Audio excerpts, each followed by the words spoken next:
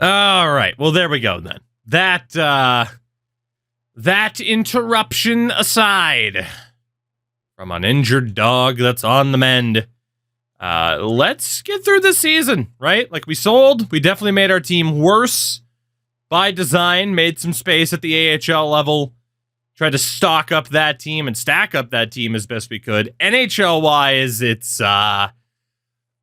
is pretty bad, right? It is pretty bad, but we did not get rid of every single member of that core, right? And we're going to have a lot of money to spend in the offseason to try to avoid being, perpetually in the basement with the Blue Jackets here. So let's get this season over and done with. We'll take a look at the end of season stats, all of that fun stuff, and see how it all plays out, especially for the first season.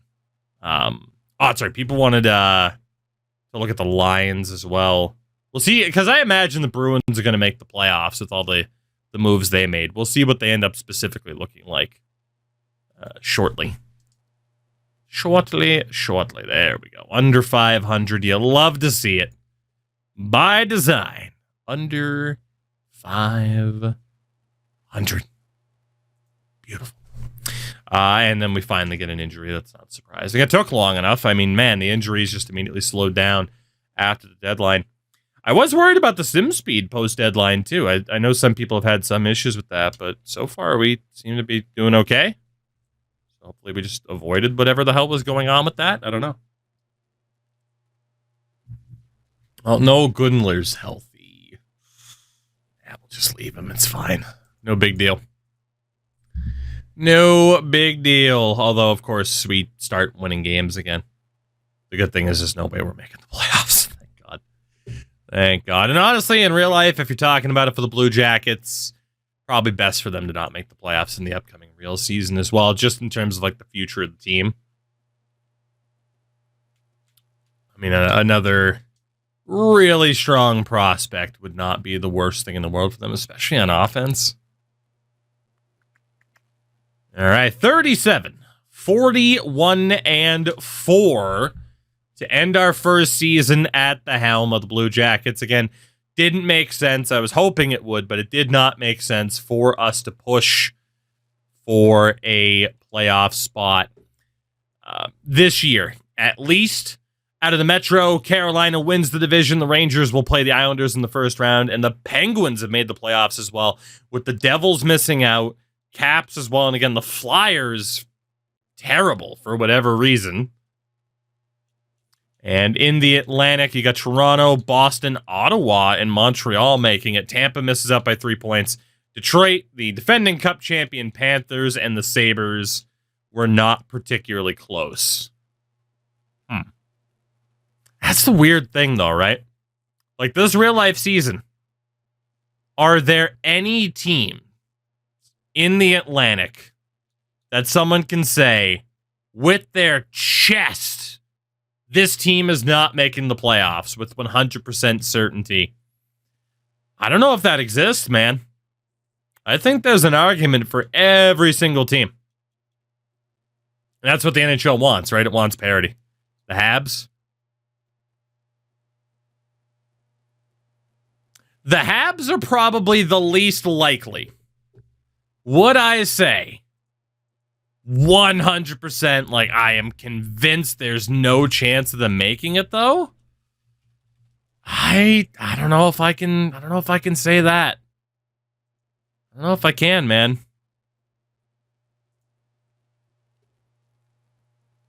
Yeah, I mean, especially if Line A is healthy. I don't know. I wouldn't bet on them making the playoffs, but I wouldn't bet 100% that they wouldn't. And in the Sens, it probably comes down to Allmark.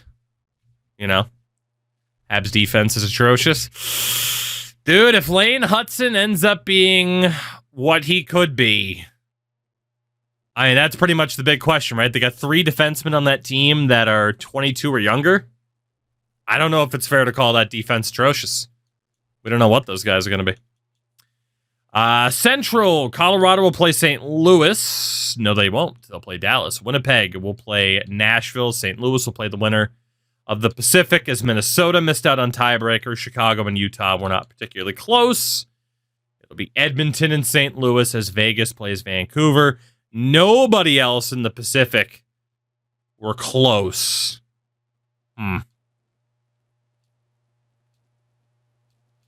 Sharks better than the Ducks. Interesting. But the Edmonton Oilers on tiebreaker over Colorado win the President's Trophy. Fair enough. CWP on the 5 months. Again, our alerts are still broken. Thank you very much for the resub. Welcome back.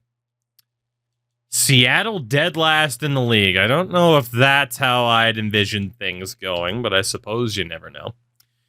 For our Jackets, at least the ones that stuck around for the full season, Kent Johnson was our leading scorer. I mean, good season for him in terms of development, but a very disappointing season for Fantilli. He was just over halfway to the 30-goal mark that we wanted him to hit. 49 points for Monahan. Marchenko is just not a first-line guy. Chinnikov, he is a middle six player. He's not a sniper. He is just not a sniper.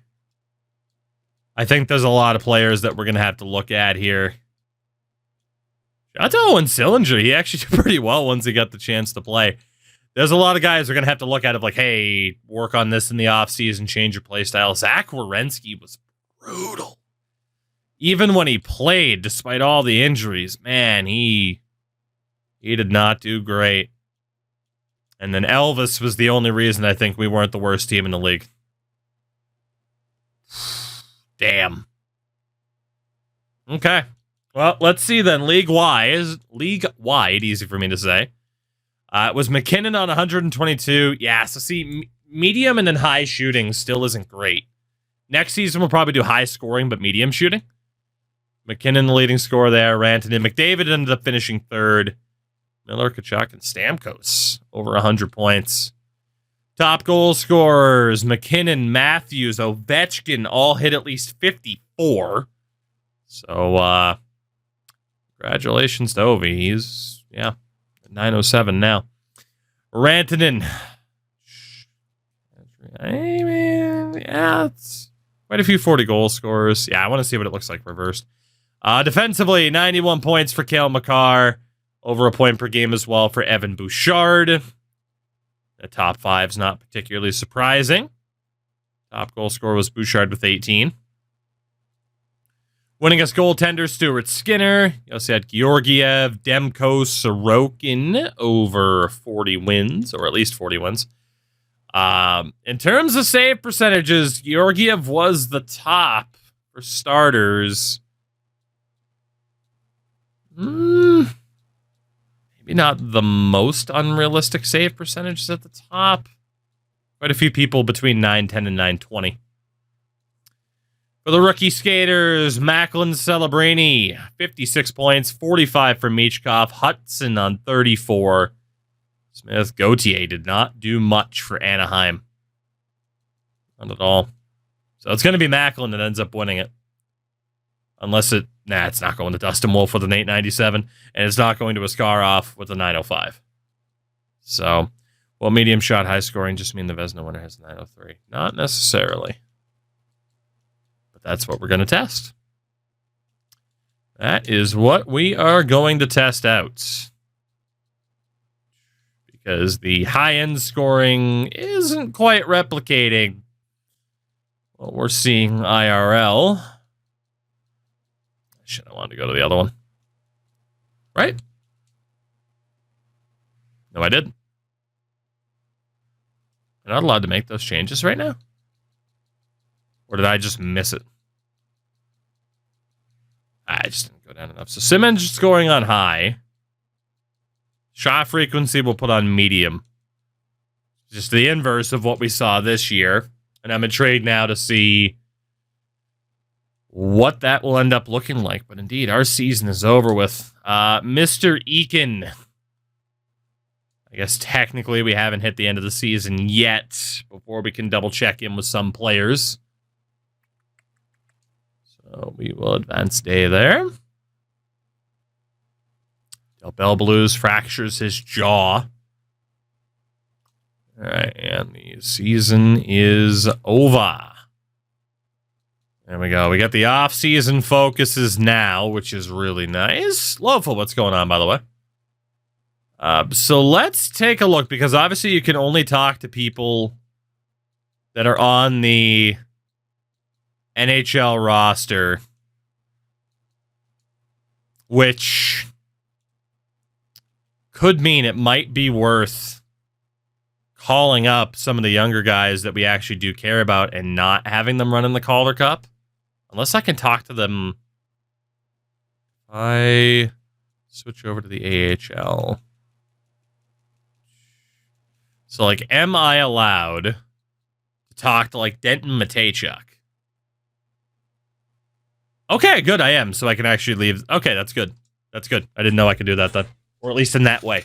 So that's nice. So let's do a little bit of research here about our team. And figure out what we want to do. Did you ever test low? I mean, not for this game, at least. But in prior years, yeah, it kind of lived up to what you would expect, I would say. All right, so the AHL season isn't over. I know, but it'll still say, like, hey, in the offseason, focus on this. Trade notifications are off. No, I wanted them off. If I want to trade somebody, I'll trade them. So Alnefeld at 23. I imagine everybody here is a hybrid. Right? Yeah. I don't even know why they have goalie player types at this point. With Alnefeld, not too worried about having him work on anything. Really, any of the goalies. Defensively, Zach Werenski. Two-way is still probably the best for him, to be honest. In terms of player type, it is still probably the best. He has 85 durability, by the way. I know it's blocked by the webcam, but, like, Jesus Christ, I don't know how the hell apparently it was an 85 for durability. David Yarosek, also listed, easy for me to say, as a two-way. And again, attribute-wise, it fits him really well. Nothing to change there. Damon Severson, two-way, fits him really well. Will Borgen, we're not going to be keeping. Yeah, I'm not too worried about him. Erica Branson has 1 year left at the end of this. He's listed as a DFD, which is fair. And then Andrew Peak is also listed as a DFD, which is fair. Again, he'll be back after we claimed him from Boston. And then Tim Burney is gone at the end of the year. So if we look at those in the system, Stanislav Svozil is currently a two-way. Doesn't have a very good shot. Doesn't have very good offensive awareness. That's a DFD. That is a DFD right there. So we'll see if we can get him to change to a DFD. Be much better for him. Denton Matejchuk is currently an offensive defenseman. I mean, and maybe he'll continue to develop in that way, but he's probably going to be an NHLer for us next year. Right now, his best fit would be as a two-way. Nazco is listed as a two-way, and to be honest, I don't even know if that's probably for the best, man. He's probably better suited as a DFD. Got a heavy Yeah. So a couple of these other guys that definitely develop differently. Jake Christensen is a two-way. I think, again, somebody... Are we holding on to him at 25? He's only got a year left. We can let go of him. Corson Coleman's only a 71 overall. Jesus. I mean, he's physical. He's a physical player. At 3.5 star.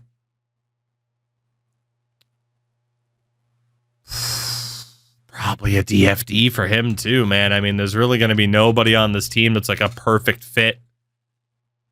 Clayton is going to go at the end of the year. Enforcer, maybe, yeah. Bjorgvik Holm, his deal is up at the end of the year. He's only a medium 7th, so we're going to cut him. And then Charlie Elick is in the system. Okay. Right wing side. Kirill Marchenko.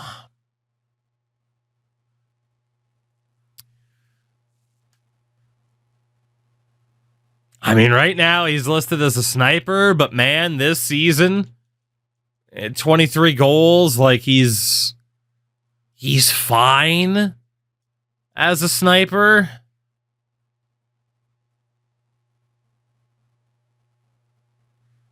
I mean, he probably will be top 6. Like, there is some argument, and again, obviously pretty much something's going to be cut off by the webcam. Although, actually, let me move up here. There we go. I am up here now. With Marchenko, you could make the argument of two-way, playmaker, sniper, power forward. So we're just going to kind of see what the team around him looks like to figure that out. Yegor Chinnikov is not a sniper. This we know. He's got a hard shot, but not a particularly accurate shot. Honestly, probably looking at playmaker or two-way for Chinnikov. I'd ideally like him to be a left wing full-time. But, yeah, I mean, he's looking at playmaker or two-way at this point. In the system, Gavin Brindley. He'll definitely be an NHLer next year. Right wing's fine. Playmaker, yeah. He's good. He's good. Look at the shot tendency as well. I can't. It's still a hidden stat. So all you can do is look at like how often they actually shot the puck. Jackson Blake.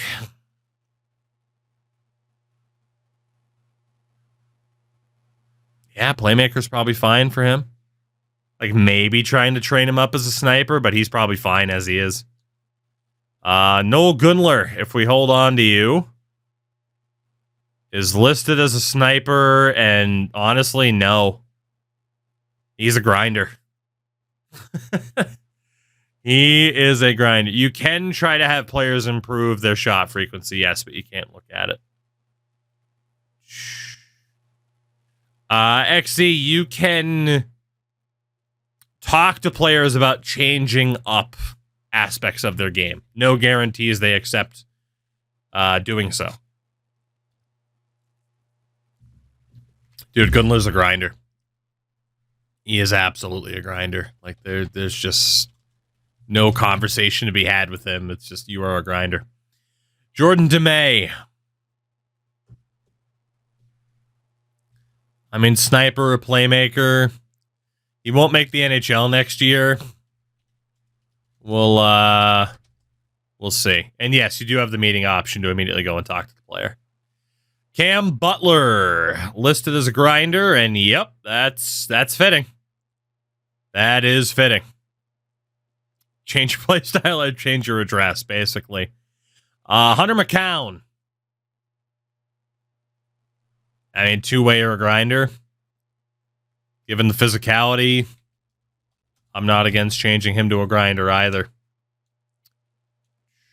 Left wing side, Tanev and Greenway are both gone at the end of the year. Jordan Vraska's gone at the end of the year. So Caden Lindstrom, I don't even know if I'll be able to talk to him technically because he's in junior. He is listed as a power forward. We'll figure that out later on. Martin Rasavi. He's listed as a power forward, but he doesn't have the offense to do it. Again, he's a grinder. All he has going for him is the physicality. Don't even try to fool yourself into thinking you can play offense. Just get out there and hit somebody. Kent Johnson. Listed as a playmaker. Dude, he might be better as a sniper compared to Fantilli. Look at the shooting accuracy. Okay, we have a decision to make there. We might have to look at changing him to a sniper. Adam Fantilli. Is listed as a power forward, which to be honest is pretty accurate. He's so well-rounded, but we're going to want him to be more offensive. So power forward's fine. Nothing crazy for him. I mean, he could be a two-way as well, but again, because we want him to be a bit more offensive, I'd lean power forward. Boone Jenner, I mean, at your age, you're probably not going to be looking to change up too much. Two-way for Boone is perfectly fine, as opposed to a grinder. Again, you could argue power forward for him, but Sean Monahan, who is 30 at this point, listed as a two-way, which again is also fine. You could argue a couple of different roles for him, but to be honest, he is just super well-rounded. 88 for faceoffs. Cole Sillinger, low 6, is listed as a two-way. Tough to disagree with it. Yeah, tough to disagree with it.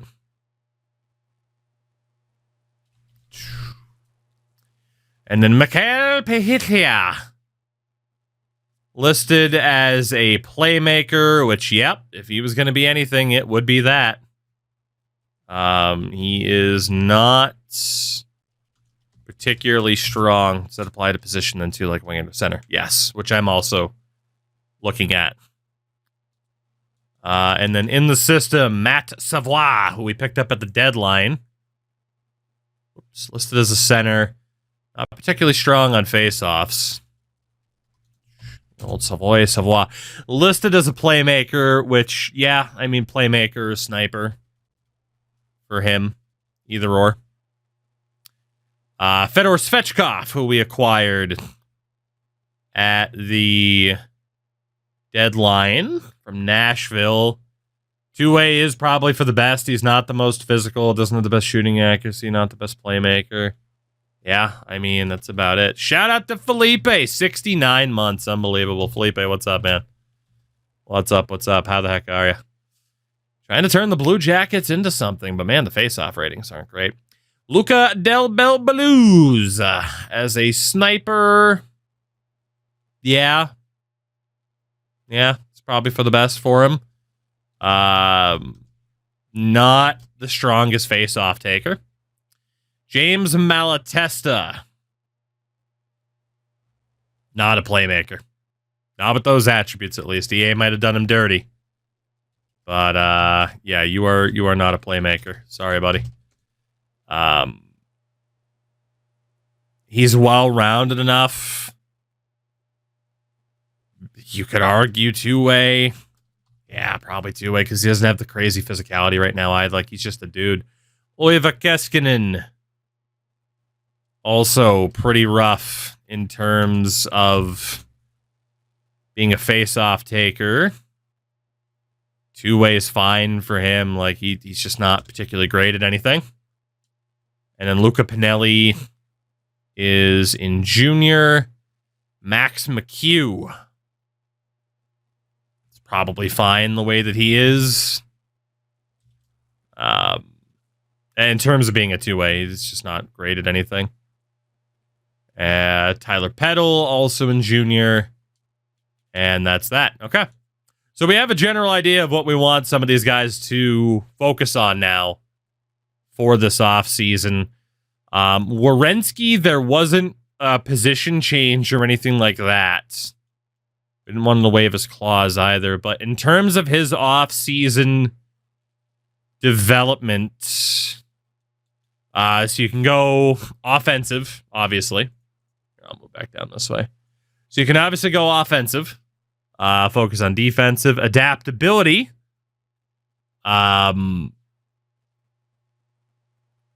Which I would do if I was staying loyal to this coach, but I don't think that I am. I want him to focus on his offensive ability. And he has a good shot. He does have a good shot.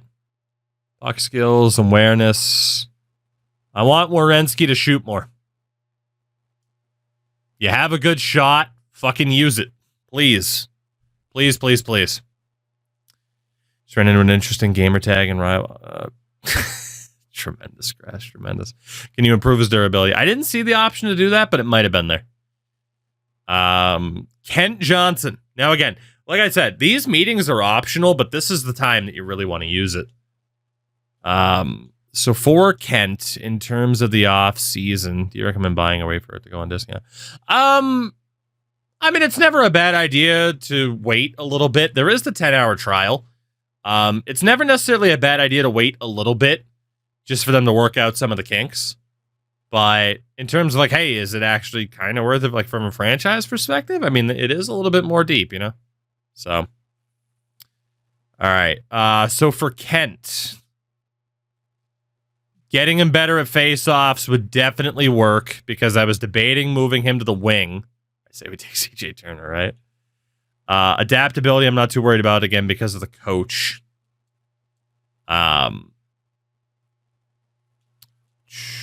Actually, if I were to hit adaptability... Whoops, well,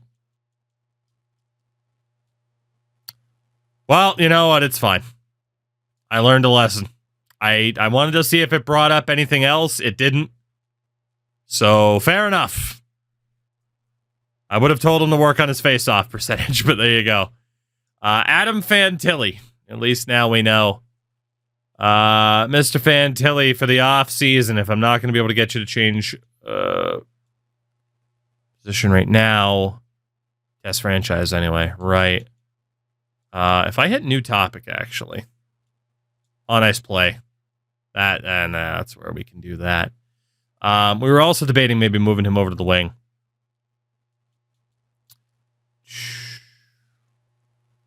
Place timing, power forward. You know, we'll leave him as a power forward. It's fine. So in the off season, Adam, work on your face-offs, buddy.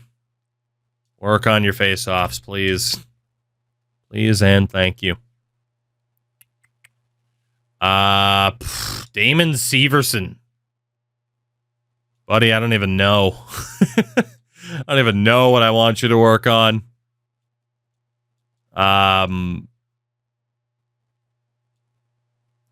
Honestly, we're not gonna have to do anything, but the player personality for the draft do anything. Yes, they should tie in. Should tie in more to a player's willingness to be more of a team player and actually listen to these suggestions.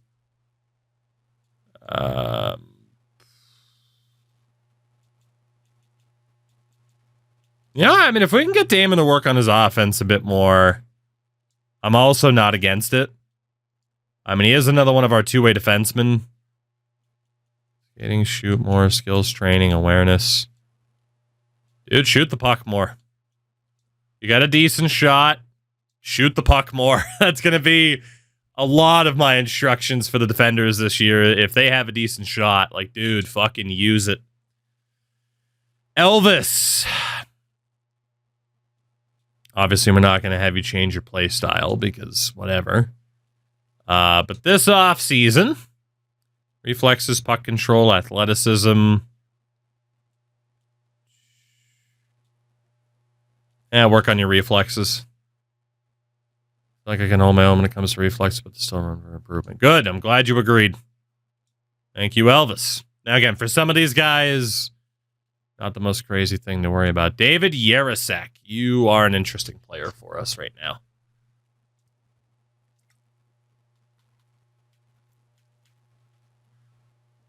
Honestly, maybe not shoot more. Offensive awareness and discipline. Shoot the puck more, David.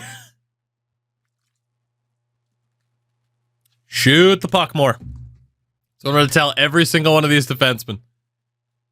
Let's see. Boone Jenner. We didn't have much for Boone to really worry about for this off season. He is already good at face-offs as well. Honestly, as funny as it is, shoot the puck more. Be willing to shoot the puck more. I think we're going to be doing this a lot. All right, Marchenko. God, now this was the question. Can I come back to you, buddy? Well, we'll come back to you because you were someone who could have played pretty much anywhere. Monahan was pretty straightforward. He's just going to be another one where it's like, my man, shoot the puck more. We didn't have anything for him to focus on in particular. It's just try to manipulate that hidden pass shot slider, at least hidden within franchise. Even Merzlikins needs to shoot more, right? Tanev's going to go Chinnikov. All right, Chinnikov we did want to focus on. So we had him at playmaker or two-way. Potentially move to the wing. He does not want to change his player type, which is unfortunate. So instead, for the off-season, then, if you're not going to do anything, I also can't have him focus on his face-offs right now. Are you kidding? Oh, Yegor, your future might not be here long-term.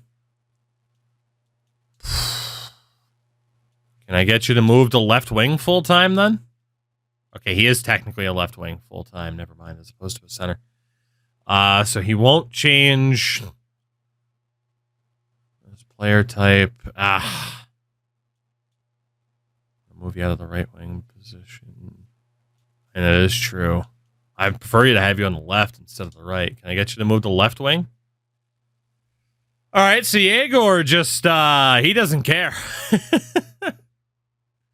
It's been too conversation-based. Again, Jason, for the conversations, it's all optional. It's all optional and how much effort you want to put into it. That's totally up to you. You can ignore it completely if you want to. Blue, what's going on? Quick summary. We weren't very good, so we kind of blew it up at the deadline. Anybody on expiring deals, we flipped. So guys like Sean Corrali, JVR, Provorov. But we didn't want to, like, totally nuke the team, you know? Okay, so Chinnikov will not change to left wing. Will not change his player type. Jesus Christ, buddy. I don't know if you're going to be here long term. I don't know if you're going to be here long term. We'll go with the basic then of shoot the puck more. But I don't know if Yegor Chinnikov is sticking around if we're not going to be able to get him to play to his strength. Yeah, adaptability would have made sense for sure. Borgen and Greenway, we don't care about those guys. Cole Sillinger was able to play pretty much any position.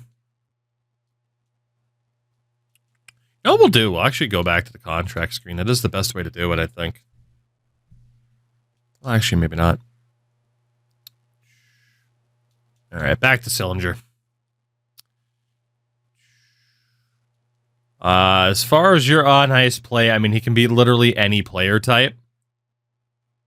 It's just more so I'd like you to potentially move to left wing to at least add a secondary position.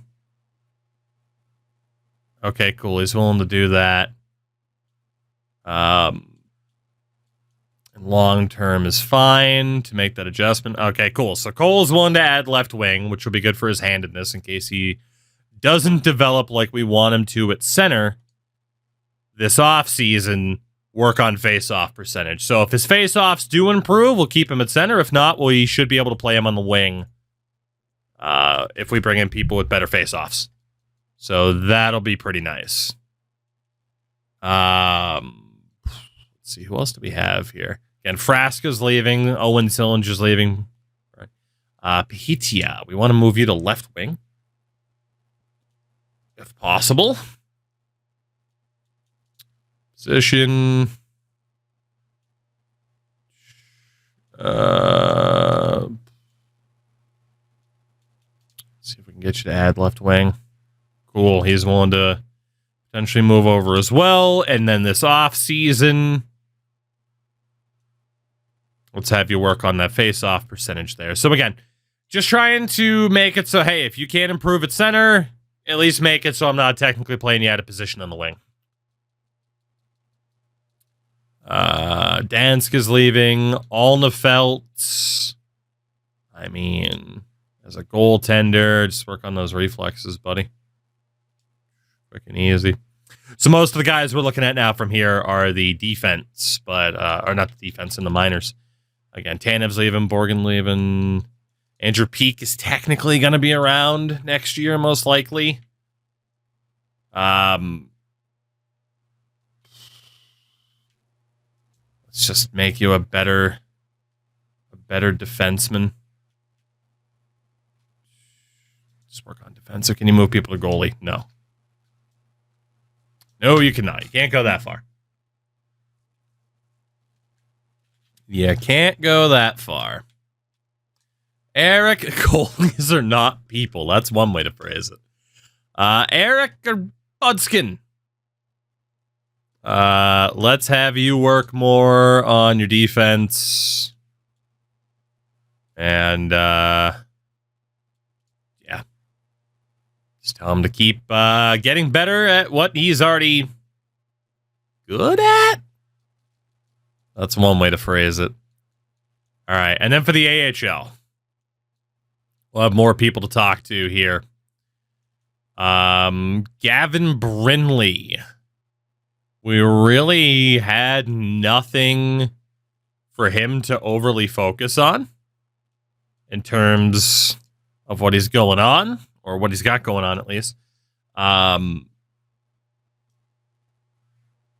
believe he was looking... He was as a playmaker. If we could get him, though... Puck skills, offensive awareness... Yeah, let's have him work on his skating. Why not? Because he was listed as a playmaker already, if I'm not mistaken. Svozil. We wanted to try to get him to be more of a DFD. On ice play.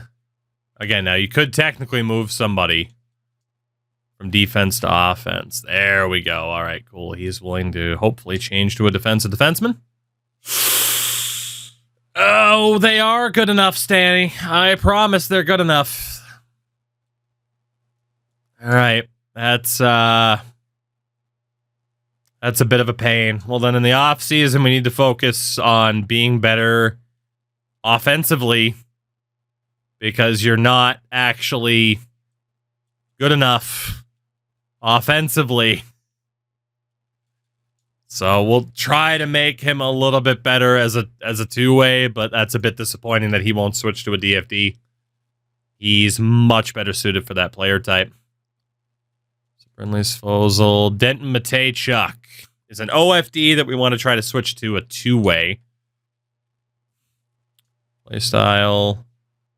Will you be a two-way? Nope. Shit. All right. Well, if you're going to stay as an OFD, buddy, then let's work on that offensive ability. Prove that shooting category. Oh, Denton. All right. So far, these younger guys are not quite as malleable as we were hoping. Blake. There really wasn't anything specific for you. Let's just, in general, have you work on being more offensively focused, which is pretty much how we're going to be using the shoot more category.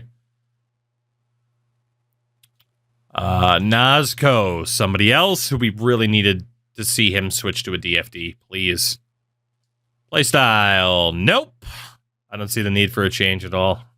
I see the need for a change of address.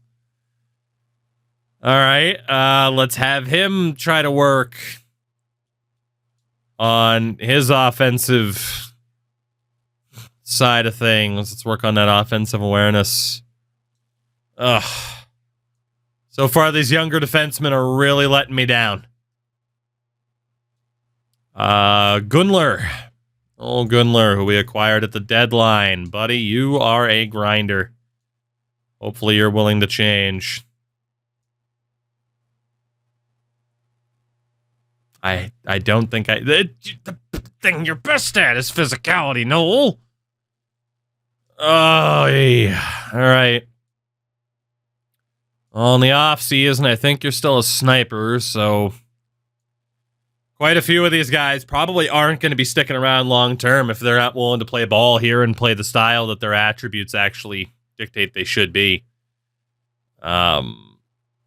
Svechkov here, we wanted to try and add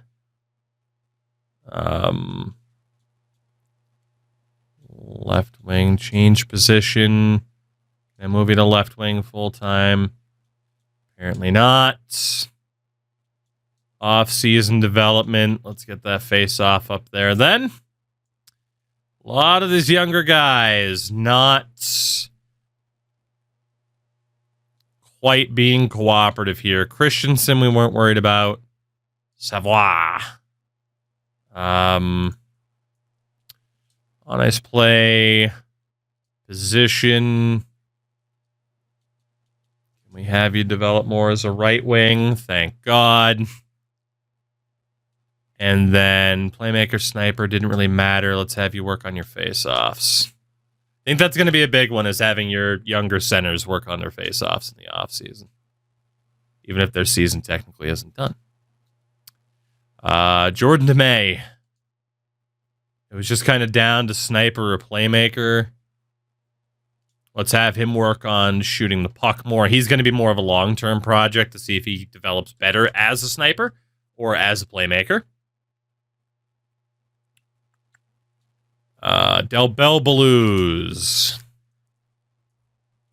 On ice play, try to get him as a left wing. That's good. And then in the off season, buddy, work on those face-offs. Thank you, thank you. Okay, so the forwards are being a lot more responsive to what we're trying to do here. A lot of the defensemen, I'm a bit worried about long term. Jack Greaves in goal. All we need you to do, my friend, is just work on those reflexes and just being a better goaltender. Butler, nothing specific about him. I think he was already a grinder or a two-way, if I'm not mistaken. So let's just make you better in that regard. Bring more physicality, Cam. I need you to just walk around hitting people in the off-season. McCown, we needed you to be a grinder. That is clearly your better play style. He is willing to talk. Is he willing to be a grinder? Yes! Okay, Hunter. There you go, buddy. Can you send the games live and watch? Yes, you can. Shout out to Hunter McCown. He's in my good books now. Good shit, Hunter. An AHLer who's like, yes, I will listen to this guy who's trying to give me a chance here. Okay. Good stuff, Hunter. You might just be our fourth line right wing next year. Tukey will remember this. Put that up there in the top corner. Sawchenko, you're going to be leaving. Malatesta. We need you to be more of a two-way, buddy. Are you willing to do that? Are you willing to do that? Nope. Oh, James. I think I called you Jordan anyway. Are you willing to be more of a left wing? Nope. Okay. Well, Mr. Malatesta is not willing to do a fucking thing I asked of him. We'll see if that works out for you. Rasavi, you need to be a grinder. Are you also willing to listen? Be like Hunter. Grinder. Oh, Martin. Oh, Martin. We'll see what the future brings for you, buddy. I don't think it's going to be much of a future while you're here. But we'll see what happens. Okay, we only got 4 more players to talk to here. And again, this is really the only time we'll have to do this. Corson Colemans, will you be the one defenseman that was willing to listen to me about player type? Defensive defenseman? Corson. All right. Well, let's try to make you better offensively then.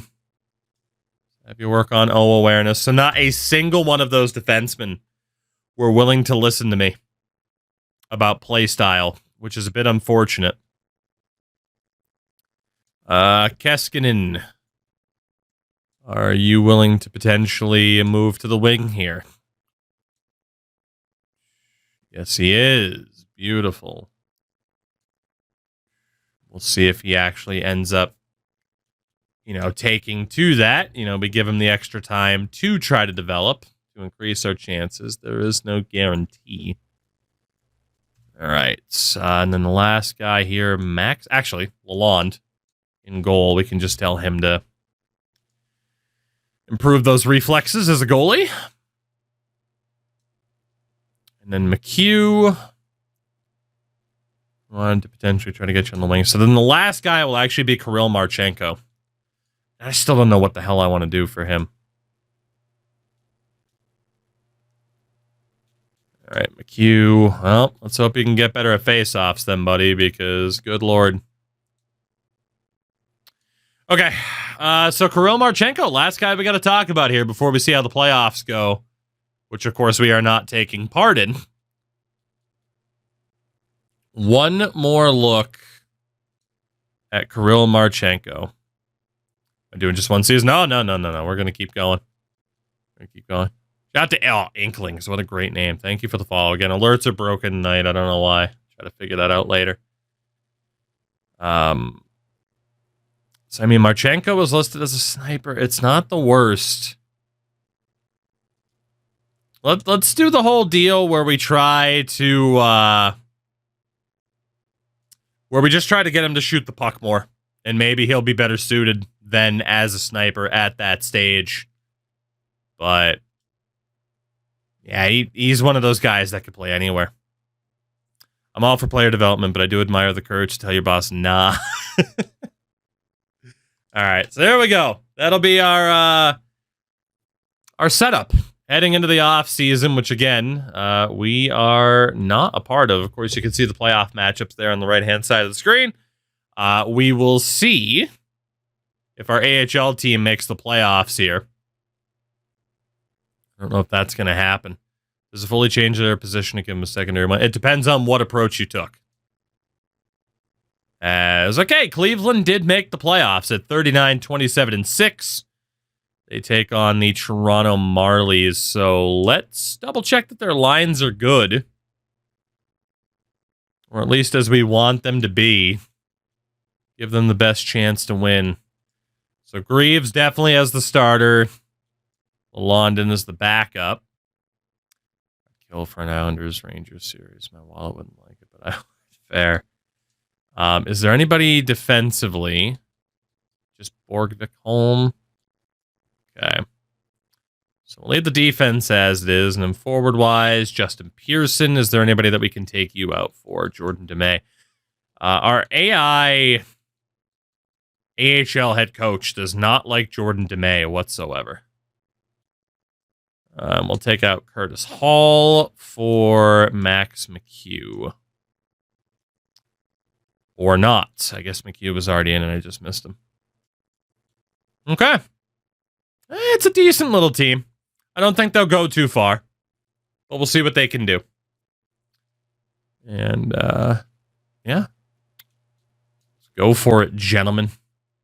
What can you do? Game number 1. K-Town, what's going on, man? Am I playing with morale on? Yes, to test it out. Especially with the expanded whole conversation system there. 2-1 overtime win in game number 1. Nazco bruised. Dude, you're going to sit out because of a bruised hand? That thing better be, like, fully purple. We lose 4-1 in game number 2. 3-0. Oof. Hey, finding, meshing with the new chat options. I mean, honestly, again, I'm only a season in, but so far, so good in terms of the risk-reward as we win game 1 and lose the next 3 and get bounced from the Calder Cup playoffs. That hurts. guess both of our teams are out. Honestly, we'll just back out and go for the menu. Honestly, I think it's nice. And again, what they didn't really explain was that, and I had this, I don't think this is breaking NDA on my part. My understanding was that it was an over 2-hour recording that they cut down to about 17 minutes in regards to the franchise mode deep dive. So some things got left on the cutting room floor, including the fact that the expanded conversations are optional. You know, like you don't have to engage with every single one at every possible moment. It's one of those things where it's like you only have to use, you don't even have to use it. You can be very selective with when you choose to use it, which is really, really nice. And that's what I'm going to be doing here. And I feel like if a lot of people knew that, oh my God, the Nashville Predators, Steven Stamkos and the Nashville Predators win the Stanley Cup in season 1. That I was not expecting. Oh. Interesting. State tax make a difference. There is a visual ad to make people stop yelling.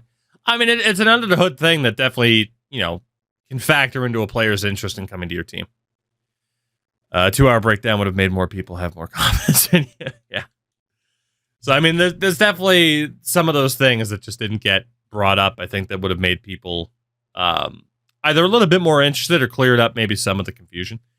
But the Iowa Wild win the Calder Cup playoffs in 6 games over Providence as Nashville beat Pittsburgh. One last run for Sidney Crosby and company, and it ends just short as the Preds beat the Penguins in 5 games to win the Cup in season 1.